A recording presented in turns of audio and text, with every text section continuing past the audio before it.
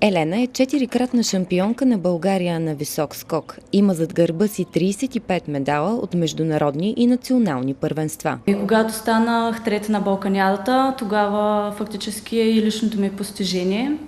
Просто това беше един прекрасен момент за мен. И може би това е наистина успеха, с който се гордея най-много.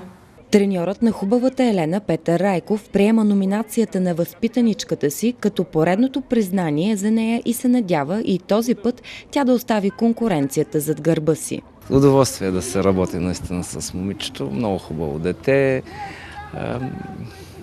Истинско удоволствие за всеки треньор, предполагам и за преподавателите, колегите в училищата е да работят с нея.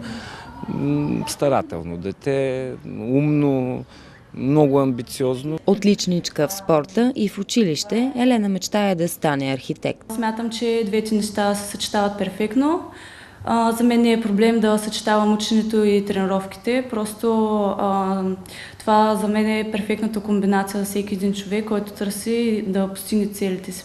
Време е бургазлии и изобщо българите да оценят и красотата на Елена, коментира изпълнителният директор на Европол Бургас Румен Ангелов. Подкрепете едно от най-талантливите, най-умните, най-упоритите, най-работливите деца на Бургас. Тя е от Бургас. Ако ние не я подкрепиме, ако ние не си оцениме този капитал, който имаме и този пример, който тя дава на останалите деца, какво друго да подкрепиме? На всичкото отгоре, за всички е ясно и видно, че е една от най-красивите. И би било добре, ако нашата Елена от Бургас спечели и това състезание, защото го заслужава.